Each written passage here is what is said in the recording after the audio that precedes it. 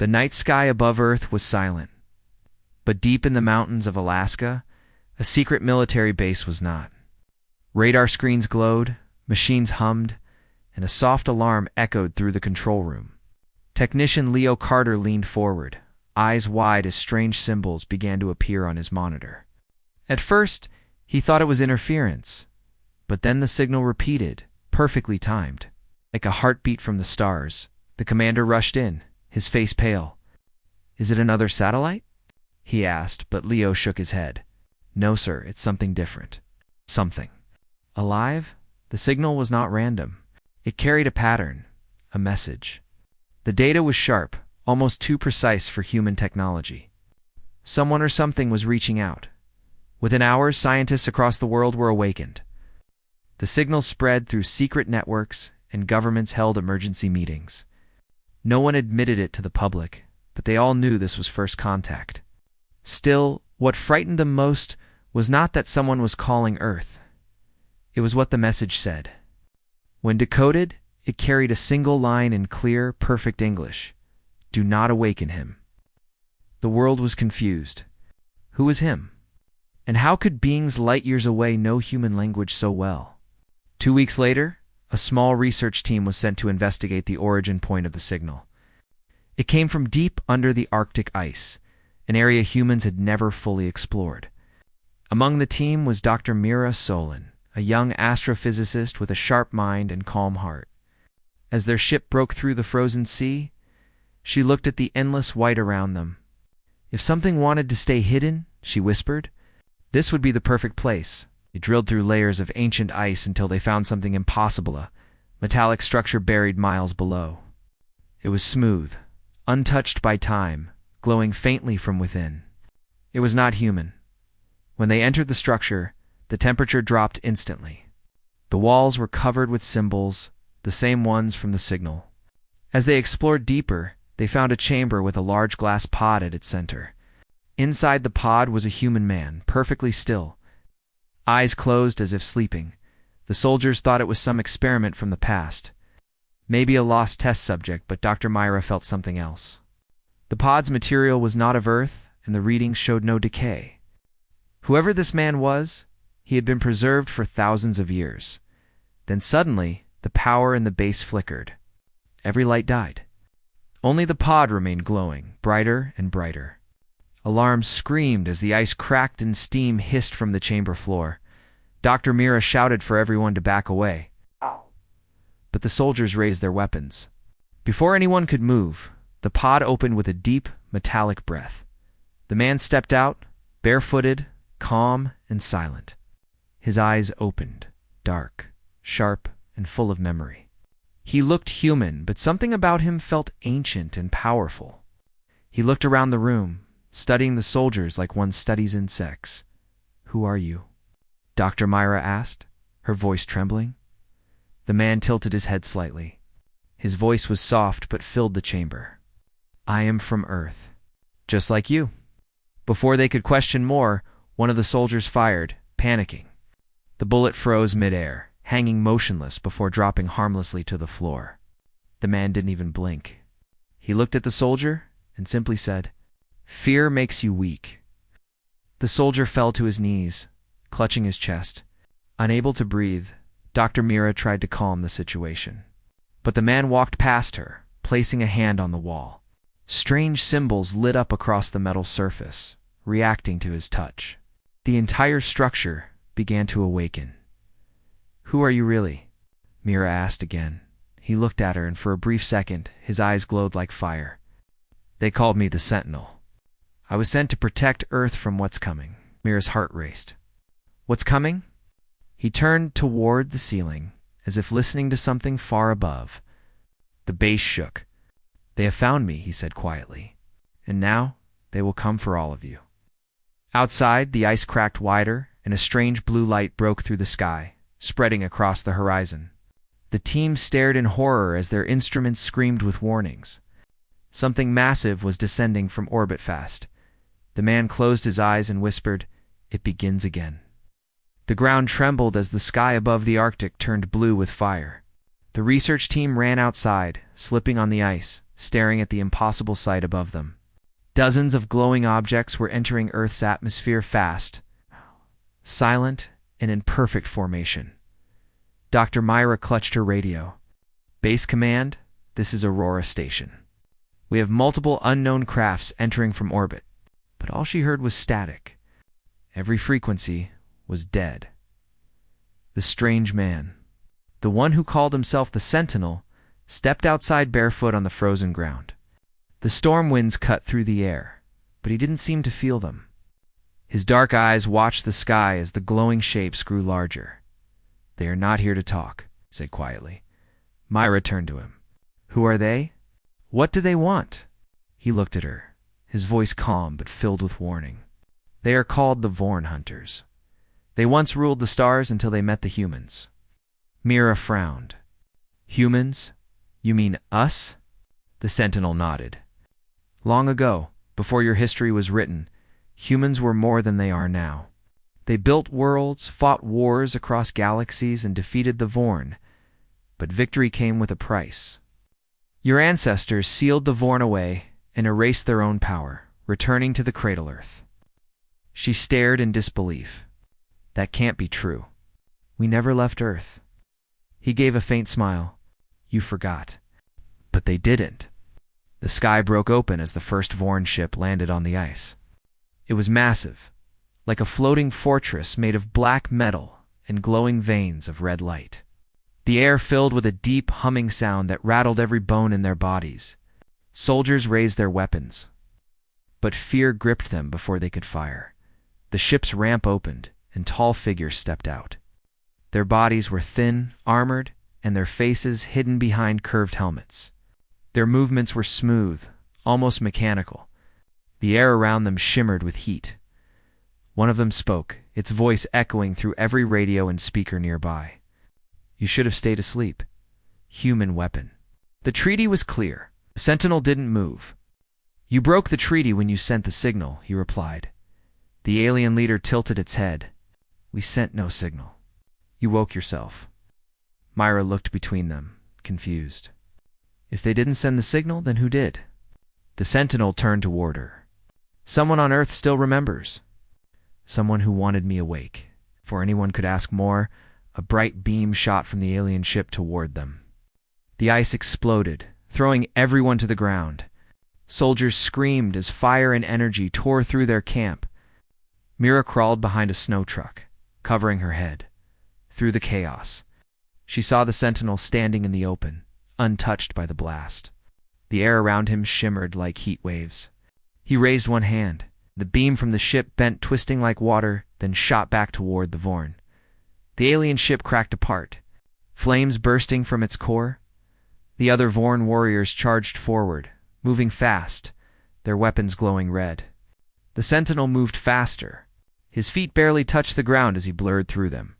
Metal clashed, sparks flew, and every time he struck, an alien fell. Myra could barely see what was happening. It was like watching a storm fight another storm. Within minutes, the battlefield fell silent. Smoke rose from the burning wrecks, and the snow around them melted into black water. The Sentinel stood among the ruins, breathing slowly. His skin glowed faintly, and strange markings shimmered on his arms, ancient symbols of light. He looked more like a god than a man. Myra approached carefully. "You saved us." He looked at her, expression unreadable. "No, I delayed them." She frowned. "What do you mean?" He pointed at the sky. Above the clouds, dozens more red lights appeared. "The rest of the Vorn fleet was arriving. They know I'm awake," he said. "And now they will burn this world to end what they fear most, humans remembering what they are." Myra's hands shook. "Then we have to warn the world." The Sentinel's eyes glowed brighter. "You will. But first, we must find the one who sent that signal. They are the key. They know why I was buried." The remaining soldiers gathered, fear written on every face. The world outside didn't yet know what was coming. Above them, the night sky, filled with red storms as alien ships, began to descend toward every continent. The Sentinel turned toward the south. "The war that ended before your history began is about to start again." As he walked into the storm, the ice cracked beneath his feet, glowing with the same strange light that came from the stars. And for the first time in thousands of years, Earth was no longer alone. The invasion had begun. From every major city, people looked up and saw burning red trails slicing across the sky. The Vorn ships moved in silence, like dark gods descending from the heavens. Their weapons glowed with the same crimson light that had destroyed the Arctic camp. Governments scrambled to fight back, but their missiles and aircrafts were nothing against alien shields. In a hidden military bunker beneath Washington, chaos ruled. Generals shouted over radio static. Scientists ran from screen to screen, and world leaders demanded answers no one had. In the middle of the confusion, a voice spoke through the comscom, steady. "Da-da-da-da. This is Dr. Mira Solon. We found him. He is real." The room fell silent. An old general leaned closer to the speaker. "Who is this?" "Found who?" "The Sentinel," she said. "He's human, but not like us. And he's the only one who can stop them." Half the room thought she was mad, but one man didn't. Director Hayes of the Global Defense Network. He had spent his life studying hidden files, strange ruins, and myths that felt too real. He always suspected Earth's history wasn't what it seemed. He gave the order, "Bring him in." Far to the north, the Sentinel and the remaining soldiers traveled through frozen wastelands. The air was filled with smoke from burning wrecks. They rode in silence on armored trucks, engines humming weakly against the cold. Dr. Myra watched him from the passenger seat. His face never changed. Calm, focused, like he already knew what was coming. "You said humans once ruled the stars," she said softly. "What happened to us?" He looked out the window. "You chose peace. You erased your power and memory. But some of us stayed behind, to watch over the seal that keeps the Vorn away. I was one of them." Amira frowned. "So you're saying the stories about gods and angels?" He nodded. "They were not gods. They were humans who remembered." Before she could speak again, the truck jolted to a stop. The driver pointed ahead. Smoke was rising from a nearby village. They approached carefully, weapons ready. The sight broke Mira's heart. The small village was gone, reduced to ashes. But in the center stood something strange, a single glowing symbol. Burned into the ground, the same pattern from the signal. The Sentinel stepped closer, eyes narrowing. "Someone left this for me." Suddenly a shadow moved between the ruins. A drone human, made but modified. It hovered silently, projecting a hologram of a hooded figure. The voice was familiar to Mira, low and steady. "Sentinel," the figure said. "If you're hearing this, then the Vorn have found you. The key is still on Earth, hidden where you first fell. Find it before they do." The message ended, and the drone exploded. Mira turned to him. "Who was that?"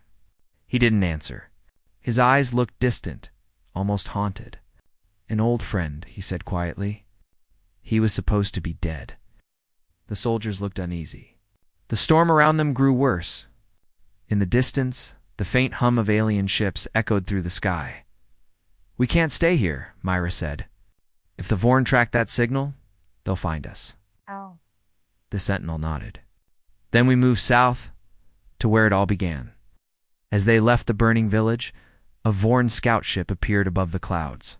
It followed their heat trail, scanning the ground. Inside the ship, an alien officer hissed to its commander. "Target acquired. The human weapon is on the move."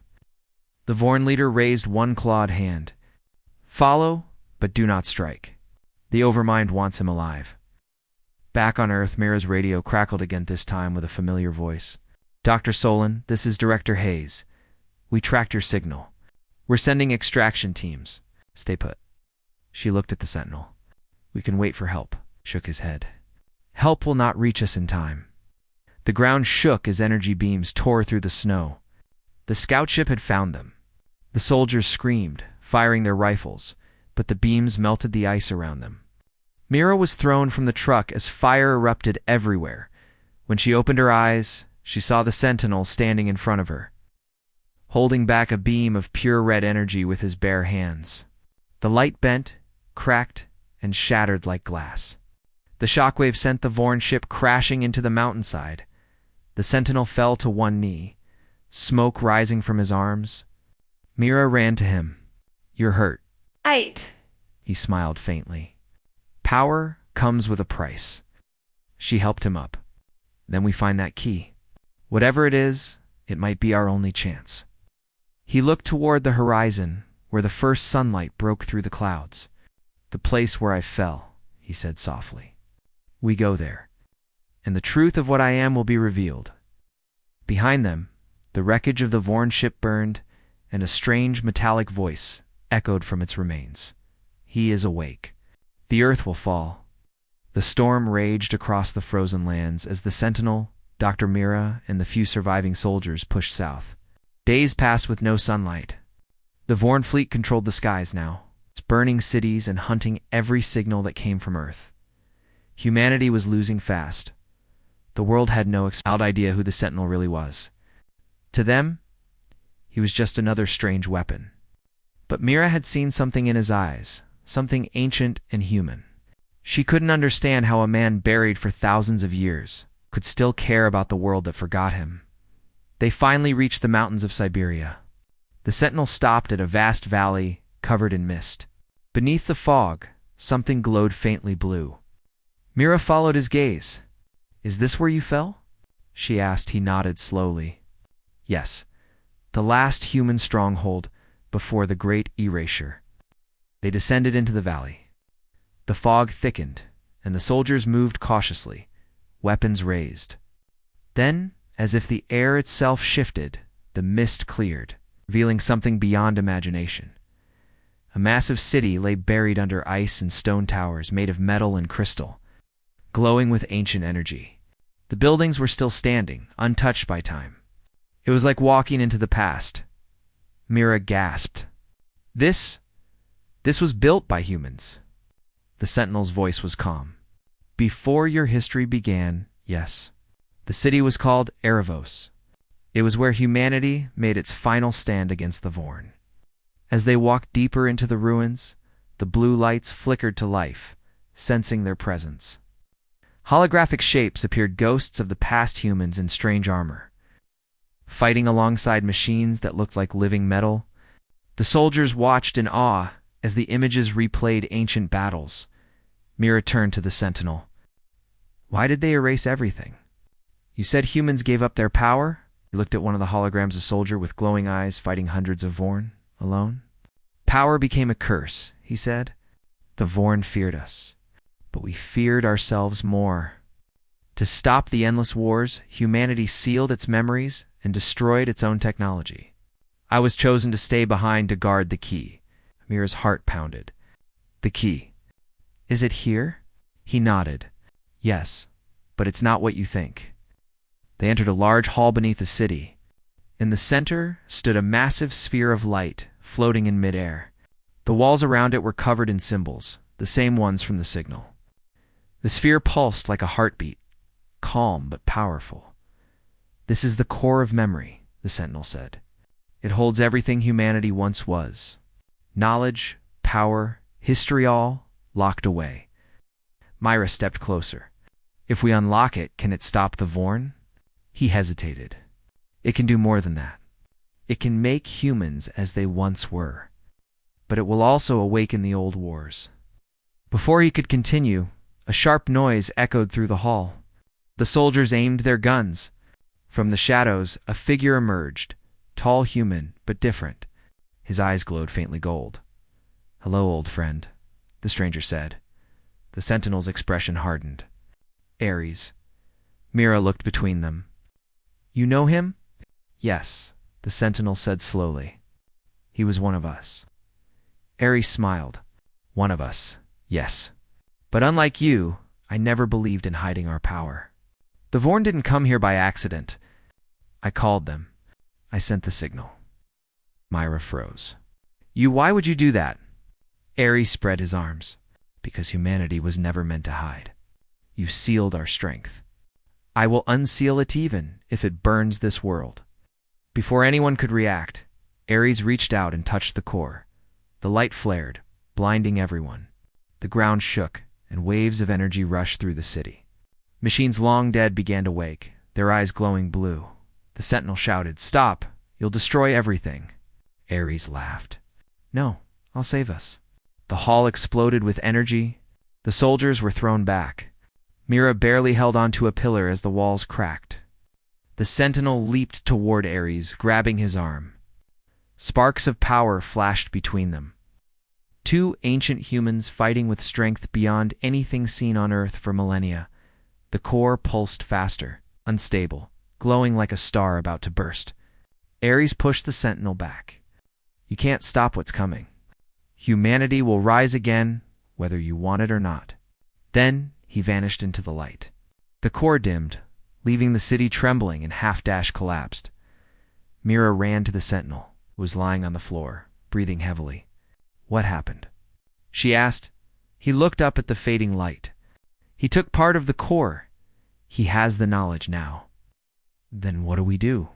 He stood slowly, eyes glowing brighter than before. "We stop him. Because if he releases all the power at once, Earth will burn before it ever remembers." Outside, the mountains cracked as ancient machines rose from under the ice metal giants shaped like humans, powered by the same energy as the sentinel. The world was changing again, and far above, the Vorn ships turned toward the growing light on Earth. The war that time tried to erase had begun to awaken once more. The storm over Siberia turned blood red. The ancient city trembled beneath the mountains as fire streaked across the sky. The Vorn had found the ruins. Their ships surrounded the valley like giant predators. Dr. Myra stood beside the sentinel, watching the dark shapes move through the clouds. "How many?" she whispered. He didn't answer at first. His eyes glowed faintly gold as he scanned the sky. "All of them," he said. "The entire Vorn fleet?" Soldiers prepared their weapons, but everyone knew human guns meant nothing against alien metal. The sentinel looked toward the broken core chamber where Ares had vanished. "He's awake now. They're coming for him too." Myra frowned. Why would they want him if he betrayed them? The sentinel's expression was grim. "Because Ares is the only one who can open the core completely. If they get to him first, they'll use our own power to destroy us." Before they could move, the ground cracked apart. From beneath the ice, enormous metal figures rose ancient, war machines shaped like humans, their armor glowing blue. The sentinel placed his hand on the ground, and their eyes lit up as if recognizing him. "They remember," he said softly. "They were made to protect Earth." Myra stared in disbelief. "Can you control them?" He nodded once. "They will follow the one who carries the seal." The air shook as the first Vorn ships began firing. Energy blasts rained down like meteors, tearing through the ruins. The soldiers ran for cover while the sentinel raised his hand. A glowing barrier spread across the city. Blocking the first wave of attacks, the ancient machines moved forward in perfect silence, their steps shaking the earth. They fired beams of light that sliced through the alien ships. For the first time, the Vorn fleet began to fall back. Mira watched, amazed. "They're winning." The sentinel's voice stayed calm. For now. He looked south, where a massive energy spike glowed in the distance. "Ares is awakening the core's other half. If he succeeds, there will be no Earth left to save." Mira turned to him. "Then we go after him," he nodded. "But we'll need help."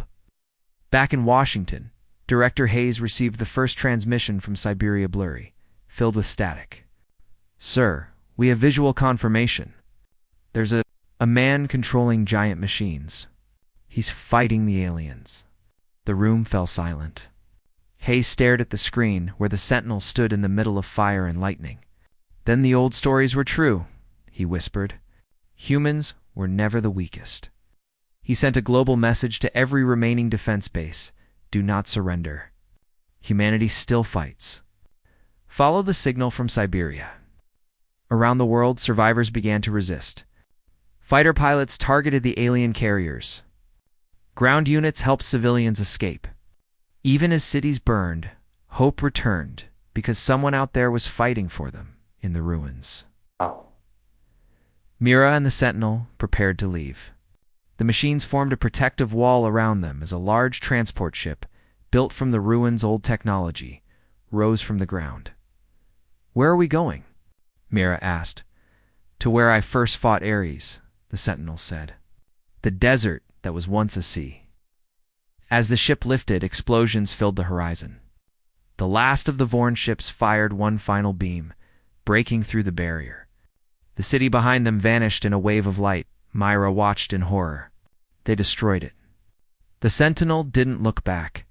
It did its duty. The journey took hours. As they crossed over Asia, they saw the world below in chaos, burning cities, black clouds, and alien ships fighting human jets. But in some places, humans fought back harder. They were remembering courage they didn't know they still had. Finally, they reached the desert. The sands glowed faintly blue, and ancient symbols were carved into the stone cliffs. In the distance, a massive crater pulsed with energy. "He's there," the Sentinel said. They landed near the crater. The air was hot and thick with static. As they walked closer, Mira saw Ares standing at the edge, surrounded by floating shards of the core. His eyes burned like fire. "You shouldn't have come," Ares said, his voice echoing. "This power belongs to us, not to the weak world that forgot what it means to be human." The Sentinel stepped forward. "You're letting the Vorn control you again. This isn't power. It's poison," Ares laughed. "Then let me show you what poison can do." He raised his hands, and the sky split open. A massive Vorn mothership descended, drawn to his power. Energy from the core flowed into it, fusing alien metal with human light. Mira gasped. "He's merging with them." The Sentinel's voice turned cold. "Then I'll end it." Blue light flared from his hands, meeting Ares' crimson fire in midair. The ground shook, sand turned to glass, and the air screamed with energy. Mira shielded her eyes as the two ancient humans clashed, brother against brother, guardian against rebel. Ares roared, "You can't stop evolution." The Sentinel answered, "This isn't evolution, it's extinction." Their powers exploded, lighting up the desert brighter than the sun and far above. The remaining Vorn fleet turned toward Earth, following the light of their final battle. The desert burned with light. The clash between the Sentinel and Ares tore the sky apart. Blue and red energy waves collided, again and again, shaking the Earth like thunder. Every time their powers met, the sand lifted into the air and turned to glass. Dr. Myra could hardly stand. The wind from their fight threw her backward, but she refused to leave. She had seen wars, death, and fear, but nothing like this. These two men were not fighting for power anymore. They were fighting for the soul of humanity. Ares' voice echoed through the storm. "You call this protection? You hid from the stars while they conquered us. Humanity should rule again." The Sentinel's eyes glowed brighter. "Rule means nothing if we destroy ourselves doing it." The ground cracked open beneath them. The Vorn mothership hovered above, feeding on the energy of their battle. Red lightning fell from its core, striking the ground around the crater. From those bolts, the Vorn army emerged, thousands of metal-armored creatures marching toward the two humans. Mira shouted over the noise, "They're coming. Sentinel, we have to stop them." He turned to her briefly. "You can still end this. The ships can still activate the pulse array. It will release the core's memory." "Odd. But you said it would awaken everything," she said, fear in her voice. He nodded. "That's the point." Mira ran toward the ship, dodging debris and energy blasts. Inside, the controls flickered alive, symbols glowing in the same pattern she had seen before. She pressed her trembling hands on the console. The ship asked a single question in an ancient voice. "Do you wish for humanity to remember?" She hesitated for only a second, then whispered, "Yes." The desert exploded with light. A pulse spread across the sky, passing through clouds, mountains, and oceans. It reached every city, every survivor, every soldier. For a brief moment, the entire planet glowed, and then humans began to remember in battlefields across the world. Soldiers dropped their weapons as strange power sparked from their hands. Old instincts, returned reflexes and knowledge buried deep in their DNA. Human machines, long forgotten in the earth, awoke under their command. Across continents, people began fighting back, not as prey but as warriors who once ruled the stars. The Vorn ships met sudden resistance. Missiles and lasers from awakened human tech shot them down. Cities once burning now turned into strongholds. Back in the desert, Ares screamed as the light touched him. "No, you've ruined everything." The sentinel stood tall, energy surrounding him like armor. "No, brother. I've set them free." Their final strike met in the middle, one of red fire, the other of blue flame. The explosion rose into the sky like a second sun. Mira shielded her eyes, tears streaming down her face. When the dust settled, only silence remained. The Vorn army had fallen. Their mothership hung broken in the sky, its red lights fading. The sand still glowed softly where the two men had fought. Mira stumbled forward, searching through the smoke. She found the sentinel lying at the center of the crater, his chest glowing faintly. He looked up at her, smiling weakly. "It's over," she whispered. He shook his head slowly. "No, it's only begun. The Vorn will retreat, but others will come. Now they know humanity is awake again." She knelt beside him. "Then we'll be ready." He looked toward the rising sun. "You will be. Earth will rise again, not as a world to fear, but as one to remember." His body began to dissolve into light. Mira grabbed his hand, but it was already fading. "Wait, what will happen to you?" He smiled faintly. "I was born from the core. My duty is done. You are the future now, Mira Solon, child of the forgotten stars." With that, his form turned into golden dust, scattering into the wind. The sky cleared, the sun breaking through for the first time in weeks. Far above, the remaining Vorn ships began to pull away, retreating beyond orbit.